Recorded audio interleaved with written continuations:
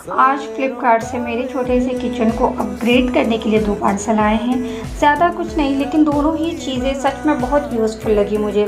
सबसे पहले ये बेल वाला प्लांट सेट, मैं काफ़ी टाइम से सोच रही थी कि किचन में थोड़ा सा फ्रेश लुक दिया जाए, और मुझे लगता है कि प्लांट से ना सबसे इंस्टेंट अच्छी वाइब आ जाती है, और ये 3 के सेट में आया है। और दूसरा मैंने मंगाया है ये फ्रिज ऑर्गेनाइज़र, जो कि 6 के सेट में मुझे रिसीव हुआ है, और ये ना बहुत ही ज़्यादा अच्छा है। अभी तक का ना मैंने अपने फ्रिज के लिए कोई भी ऑर्गेनाइज़र नहीं परचेज़ किया था, तो ये मेरा फर्स्ट टाइम है, और उसकी क्वालिटी बहुत अच्छी है। अगर आप इन दोनों में से आपको सबसे ज़्यादा अच्छा कौन सा लगा, कमेंट्स में ज़रूर बताना। लाइक से सब्सक्राइब करना ना भूलें।